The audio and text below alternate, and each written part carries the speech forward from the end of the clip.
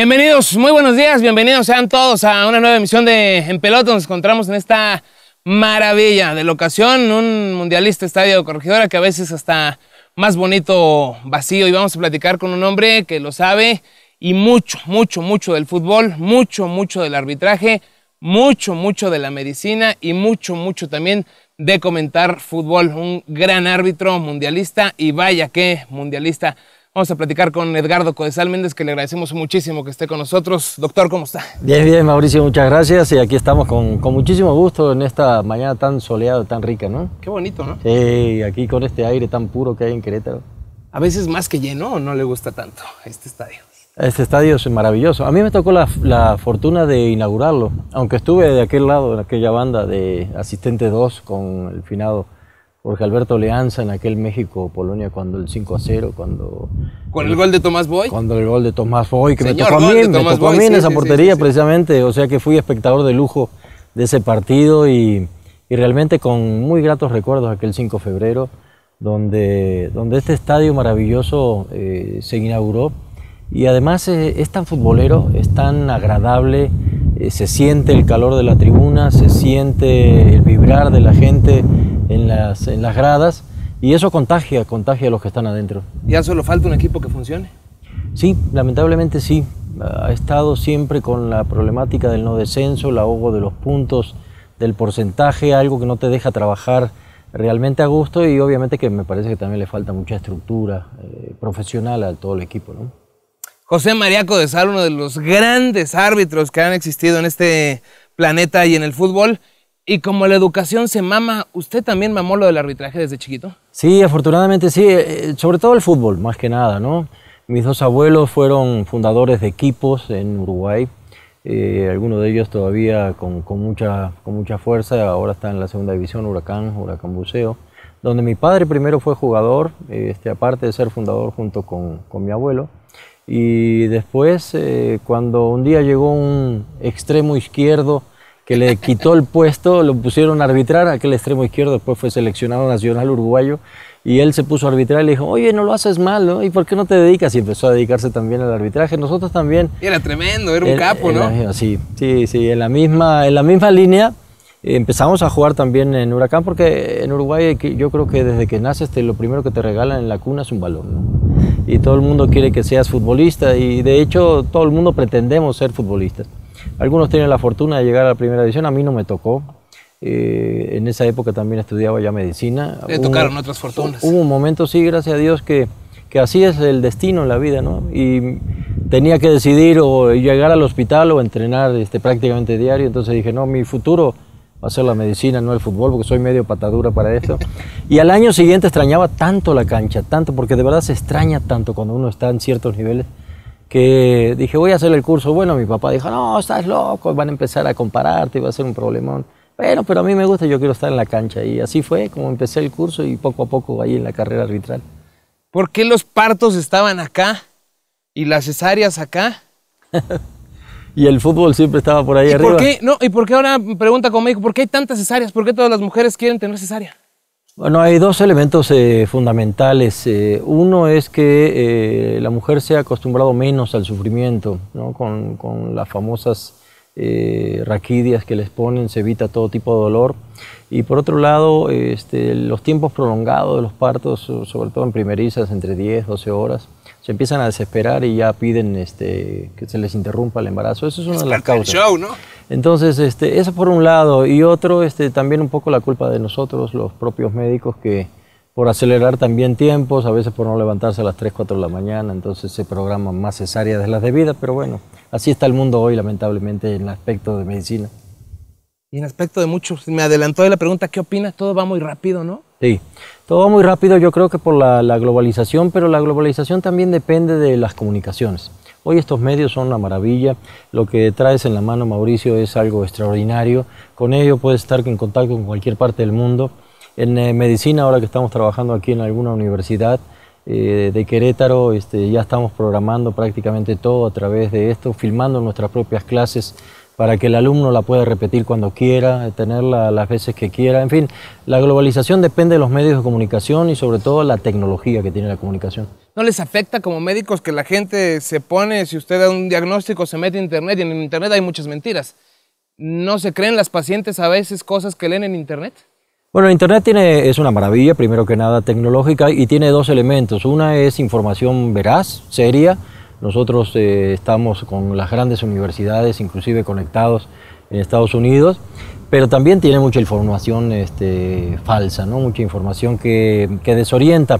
Sin embargo, para mí, hago a veces un poco la comparación con el arbitraje. Nos decían en alguna época, cuando a mí me tocaba estar al frente de la comisión de árbitros, si no nos perjudicaba mucho que en los medios hubiera exárbitros de gran nivel comentando. Yo les decía, no, porque al contrario, cuando hay alguien que te analiza que sabe, te da la oportunidad de tratar de ser mejor, porque sí te va a detectar tus errores. Entonces yo no lo considero que sea malo, que sea perjudicial. Si la gente tiene más información, te obliga a ti a ser mejor siempre, ¿no? Hay muchas cesáreas y hay muy poquitos penales. Si es esto, es penal. ¿Por qué no se marcan? Es difícil a veces. Pero es penal, ¿no? Sí. Yo siempre digo que no hay faltas chicas, medianas o grandes, son faltas. La regla dice, esto es de esta manera, si lo haces así es falta. Y punto. No te dice la intensidad, ¿sí? Te marca ahí unos niveles en cuanto a la disciplina, si son imprudenciales, nada más la falta, si es temeraria, la falta y la amarilla, y si es con el uso de una fuerza excesiva, la falta y la tarjeta roja, pero esos son los niveles disciplinarios. En las faltas no hay niveles, ¿son faltas o no son faltas? Sí, claro. Y hay muchísimos jalones. El otro día hicieron, la verdad, muchas protestas con el penal que se marca en el último segundo, porque ya no hablamos ni minuto, ya era tiempo de compensación a favor del América. Sin embargo, fue una falta. Es penal. Es una falta, el jugador lo ve venir y para desestabilizarlo lo toca tantito por la espalda, ya con eso es suficiente para que el jugador no pueda cabecear. No estamos acostumbrados a lo mejor a eso y entonces por eso genera tanto la protesta, pero también los intereses, ¿eh? Yo decía alguna vez cuando estaba en la comisión a los presidentes de los clubes, le digo, el día que no va a haber problema con el arbitraje es cuando se invente un deporte que ganen los 3 puntos los dos y todos tranquilos, ¿no? Pero mientras uno gane, el otro pierda o tengan que empatar, siempre va a haber problemas. O sea, ¿hay maña? En los jugadores se ha empezado desde hace unos 6, 7, 8 años. ¿Y en los árbitros? A crear la maña de simular, ¿no? De engañar o de tratar de llevar al engaño al árbitro para que el árbitro le marque una falta. En el aspecto del árbitro, yo creo que no hay maña, hay experiencia, vas adquiriendo experiencia con los años, vas midiendo circunstancias, te va dando la facilidad de ubicarte mejor, saber para dónde cada jugador puede jugar el balón, adelantarte un poco a las acciones para tratar de verlas bien, ¿no? Pero yo creo que mañas no hay, el árbitro trata de hacer su mejor trabajo, hace su mejor esfuerzo. Bueno, se equivoca sí, porque hoy la velocidad del juego te hace ver cosas que también no son de pronto, pero tratan de verlas todas de la mejor manera posible, ¿no? Dígame nada más, ¿sí o no? ¿Le parece Marco Antonio Rodríguez el mejor árbitro de México? En un momento sí lo fue. Me parece que en este momento Francisco Chacón es el mejor. Me parece que Roberto García crece cada temporada. Sí. Y Marco se está quedando en un tercer lugar en este momento en mi concepto. Fue el mejor por condiciones y por convicciones. Marco es un individuo que sí te marca lo que sea, en el estadio que sea, en el momento que sea, simplemente necesita verla. Claro. Y obviamente a veces no la puede ver. También por otro lado a veces exagera. Marco es un hombre que en el momento que hay una jugada que está en ese límite entre amarilla y roja, él saca la roja. Él opta por lo más drástico. Es un árbitro severo, es un árbitro estricto, es un gran árbitro sin lugar a dudas. Está bien catalogado a nivel mundial por la propia FIFA, pero tiene que recapacitar, ¿no? Esta temporada empezó con aquel precisamente Santos o Guadalajara Santos, donde empezó a marcar 2, 3 faltas. Y ya en el segundo partido que lo vimos aquí precisamente fue un trabajo muy tranquilo, ¿no? Un trabajo muy sereno, muy bien llevado. Vamos a un corte, si le parece. Con mucho gusto. Vamos a un corte, estamos con Edgardo Coesal en Pelotas y ya volvemos a este maravilloso estadio. Todo con medida.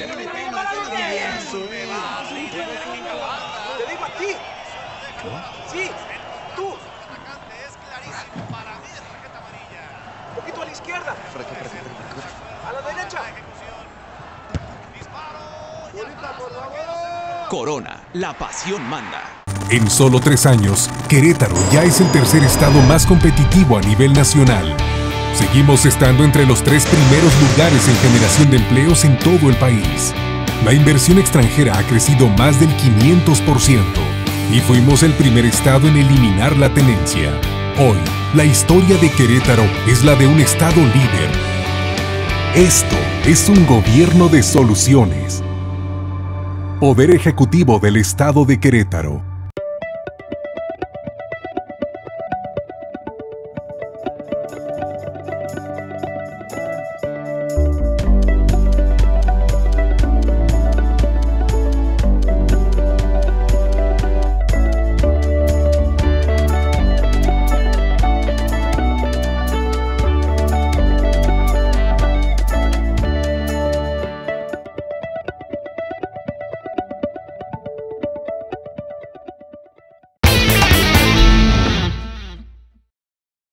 De vuelta aquí en Pelotas, platicando con Edgardo Codesal. A mí me emociona mucho tenerlo aquí, doctor. Y en estos días que sabíamos que íbamos a estar con usted, viendo algunos videos, tenemos que ir a Italia 90, forzosamente. Vamos a Italia 90, a la final de Italia 90 que usted pitó. Se necesitan muchos de aquellos para expulsar a alguien en una final y expulsar a dos seguramente más. ¿Cómo fue aquel partido? ¿Cuándo lo designan? ¿Qué sintió? ¿Qué onda? Bueno, la verdad, cuando terminé el partido de Inglaterra-Camerún, que en mi concepto en ese momento fue el partido más bonito del Mundial, porque el Mundial fue feo desde el punto de vista futbolístico. Ese juego sí fue muy bueno, nos fuimos a tiempos extras, 3 penales, las volteretas del marcador, iba arriba Camerún, que era la sensación del torneo, gana al final Inglaterra, y yo ya al final cuando uno termina, no te tienen que decir si arbitraste bien o tú lo sabes. Claro. Es como el jugador, claro. Jugué bien, jugué mal, ya lo sé. Y yo sentía que había arbitrado muy bien ese partido y tenía grandes esperanzas, pero decía, bueno, nunca en CONCACAF nadie arbitró una final, quién sabe, tenía mucho temor, pero 3 días antes tuve la fortuna de ser designado. Y el partido final tuvo circunstancias muy disímbolas, porque Alemania venía muy fuerte, Argentina venía ya cayéndose, pasaba por penales, Maradona con un tobillo de este tamaño, muchos suspendidos. Aquella época las tarjetas amarillas se acumulaban hasta la final, la verdad por cosas mínimas. Canilla se queda afuera, Batista se queda afuera, se queda medio equipo de Argentina afuera. Entonces fue muy difícil y Argentina estaba muy tensa, entró a la cancha desde un principio y sobre todo con aquel famoso asunto de los himnos, sobre todo cuando le chiflan mucho al himno argentino, Maradona se enoja, en fin, fueron muchas circunstancias que afectaron al partido. ¿Cómo es Maradona en la cancha? Extraordinario, es un gran jugador, es un genio. Bueno, adentro de la cancha era un genio, ya se retiró, pero definitivamente era un genio, un hombre tan visionario que tú lo veías.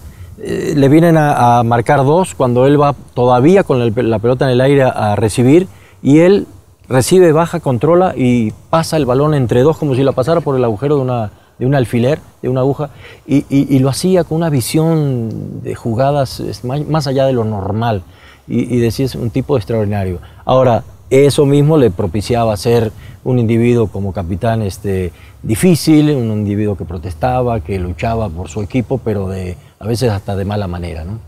Cuando es la falta la falta aquella de Monzón, usted como que va muy despacito, ya la traía en la cabeza la roja porque sí. Tarda, ¿no? Tarda en sacarla. Sí. Pero ya la traía una planchota, ¿no? ¿Sabes por qué tarda? En la mente de un árbitro, cuando uno ve la jugada, se te pinta la respuesta automática. Por eso después yo trataba de enseñar a los árbitros, ustedes sigan su primer impulso, porque ese es el valedero, bueno.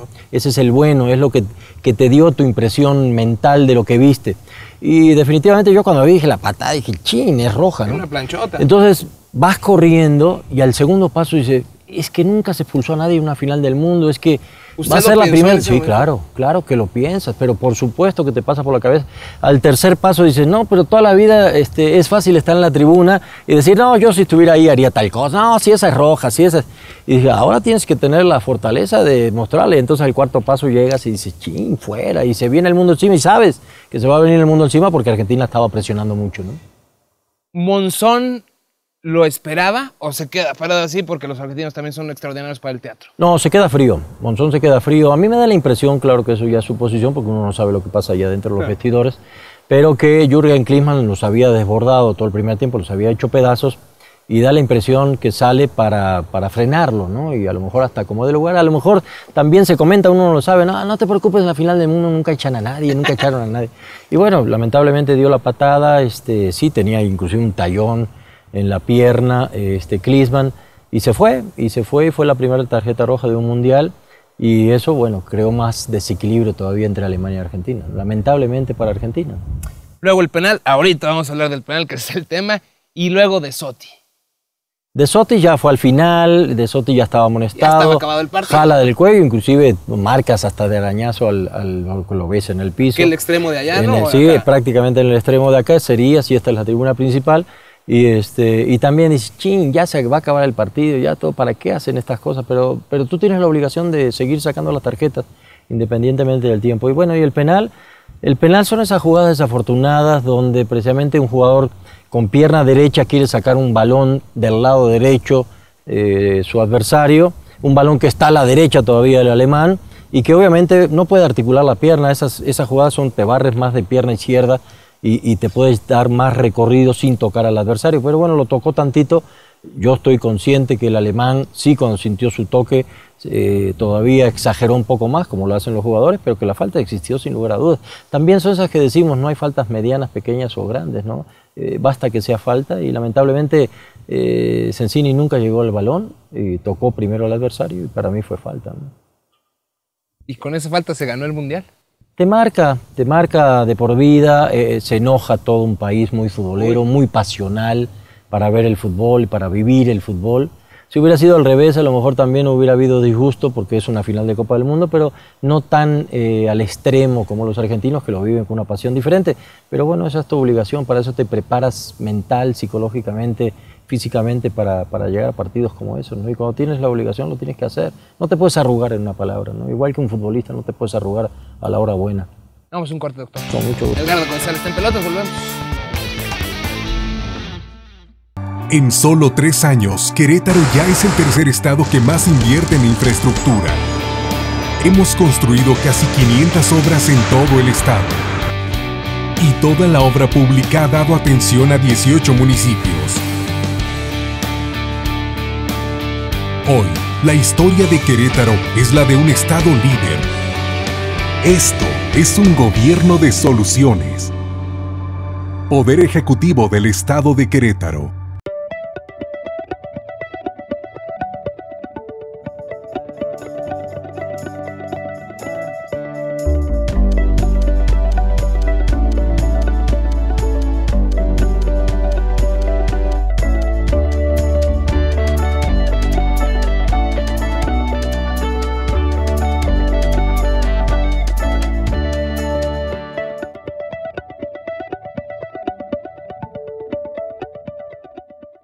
Todo con medida. Para toda la gente bonita que nos escucha. ¡Vamos!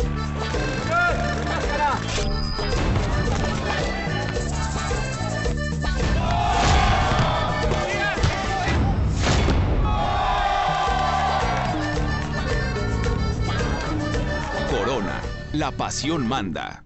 ¿Sabías que pierdes 4 minerales al sudar? Con la nueva fórmula de Powerade Ion 4 recuperas los 4: sodio, potasio, calcio y magnesio. Las personas que hacen ejercicio o que hacemos ejercicio siempre buscamos la manera de rendir más en las actividades físicas, y Powerade Ion 4 nos ayuda. La mayoría están conscientes que para rendir más hay que estar bien hidratados. Powerade Ion 4 lo hace y repone los 4 minerales que pierdes al sudar. Powerade te hidrata, disminuye el calor y recarga de energía durante la jornada deportiva. Powerade Ion 4, feel your power. Bueno, de vuelta platicando en Pelotas con el doctor Edgardo Codesal. Por último, para cerrar el tema de este penal, que es un tema que bien no podría cerrarse nunca. Qué bien lo tira, ¿no?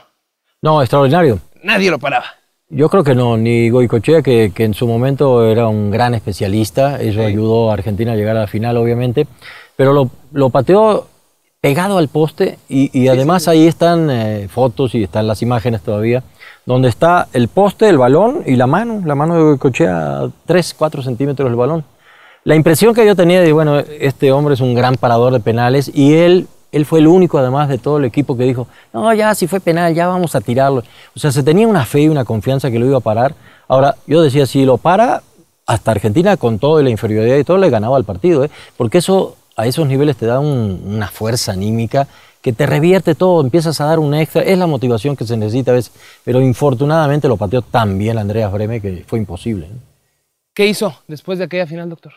Me retiré porque precisamente en memoria de mi padre que ya había fallecido, él siempre decía, un árbitro independientemente de la edad que tenga, cuando llega a una final del mundo no le queda otra cosa más que irse. Y a mí me dolió porque todavía en aquella época durabas hasta los 50 años de árbitro, ¿no? Yo tenía 39 años y dije, no, ahora tengo mucho tiempo para seguir adelante. Dije, no puedo olvidar lo que mi padre me enseñó, que era mi maestro en todo. Y entonces dije, en honor a él me tengo que retirar, y aunque me dolió en el alma, ¿no? Bueno, pero era auténticamente la cumbre. ¿Y qué hizo ese día? Acabó el Mundial, ¿y qué hizo ese día, minutos después? Acabó el Mundial, fuimos en el vestidor, el reporte arbitral que fue bastante largo por todos los incidentes que hubo, etcétera.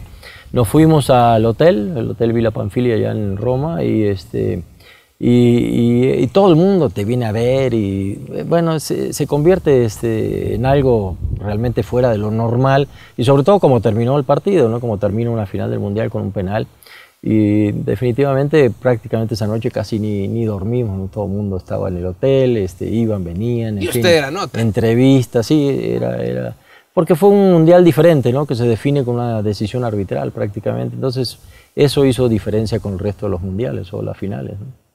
¿Qué habrá sacado más usted? ¿Tarjetas amarillas o niños de la panza de la mamá? No, yo creo que niños. ¿Sí? ¿Tiene idea de cuántos? La verdad no, se pierde mucho, pero me da gusto ahora, después de tantos años, trabajé en los años 80 en el Centro Médico Nacional, y me da gusto a veces encontrarme con gente que sus hijos ya son grandes, ¿no? Los hijos de Raúl Sarmiento, por ejemplo, que trabaja con nosotros en Televisa, en su época, y mucha gente así que ahora ya los ves a los niños, ya son, bueno, ¿qué niños? Ya son adultos. Los niños ya tienen niños. Así es. ¿Qué tanto caso hay que hacerle a los adultos, doctor?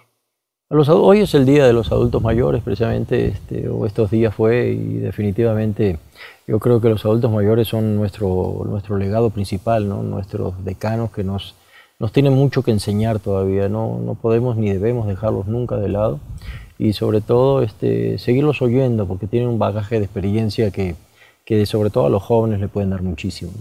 ¿Qué diferencias claras, y que nos pueda explicar en poquito tiempo, ve usted entre aquel fútbol de los 80s y el rapidísimo que se vive ahora? Hoy el futbolista es un deportista de alto rendimiento especializado en jugar fútbol. En aquella época era un futbolista dotado de condiciones para jugar en un fútbol más lento, donde había tiempo inclusive para parar el balón, mirar, levantar, hacer un pase. Hoy en día no se puede, ¿no? Hoy en día viene el balón, como decíamos, en el aire, y ya tienes que pensar qué vas a hacer con él y a quién se lo vas a dar.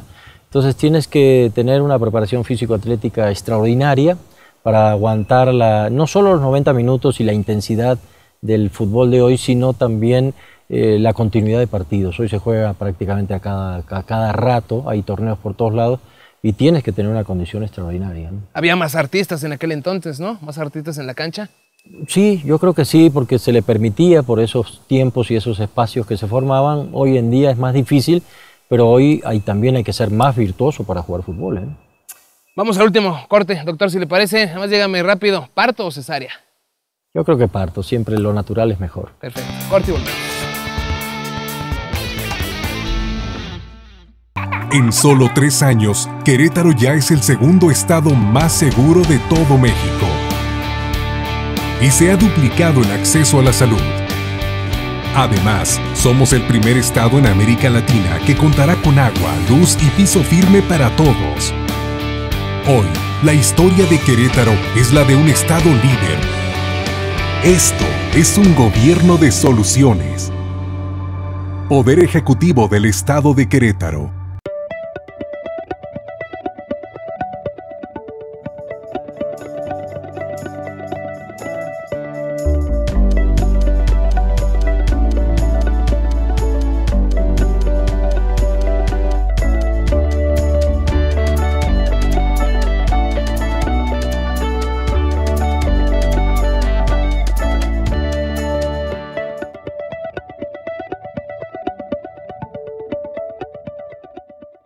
Todo con medida.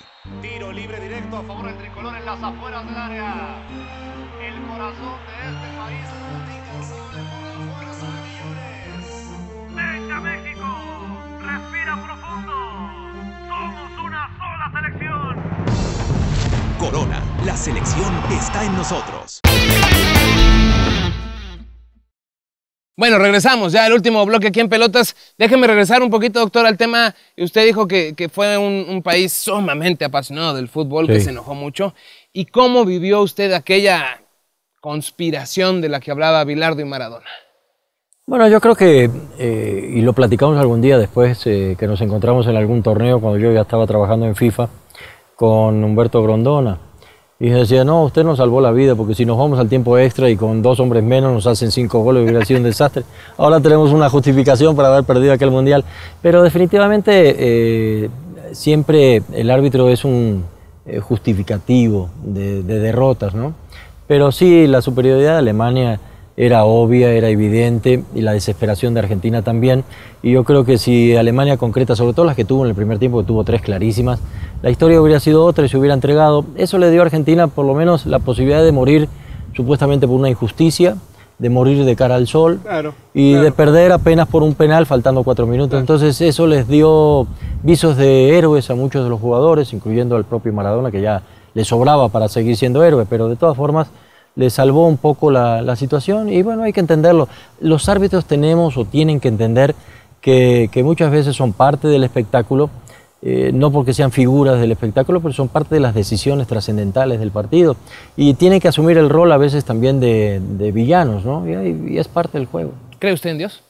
Sí, claro, por supuesto. ¿Cómo quiere? Hace mucho que no preguntamos esto aquí en Pelotas, mi querido Juan Carlos. ¿Cómo quiere usted, doctor, que lo pesque la muerte, que lo va a pescar algún día? A usted, a mí y a todos los que estamos aquí. Bueno, yo estuve ya cerca de la muerte un par de veces, tuve un par de infartos, el último hace un par de años después, y al segundo día después de haber terminado el Mundial de Sudáfrica, con 3 paros cardíacos, reanimación, etcétera. Gracias a Dios estaba en el centro médico, con buenos amigos que nos salvaron la vida, ¿no? Pero sí lo ves con tranquilidad, ¿no? Y sobre todo que sabes que no se siente nada cuando te da un paro cardíaco, ¿no? Entonces, uno es feliz de lo que quede, es feliz de lo que se hizo, es feliz de lo que vendrá y sobre todo con la tranquilidad de que ya está mucho del camino hecho, ¿no? Oiga, admirado doctor Codesal, dígame una pregunta, ya acabamos, dígame una pregunta cuando yo le diga la primerita que se le venga a la mente, mujer. Yo creo que es lo más sagrado que precisamente Dios nos dio, ¿no? Del vientre de una mujer salimos y terminamos siempre amando a una mujer. Penal. La parte, yo creo que más importante de un partido, ¿no? Lo que levanta las pasiones en la tribuna. Maradona. Uno de los más extraordinarios jugadores que vi en mi vida. Parto. Un momento espectacular en la vida del que viene y en la vida del que recibe. Muro de Berlín. Impresionante, parte de una historia moderna de nuestra humanidad que me parece que afortunadamente ya no existe. Y por último, doctor, nada más si sí o si no, que nos diga que ya el tiempo se nos acabó. Poquitito tiempo después de la caída del muro de Berlín, viene la final esta.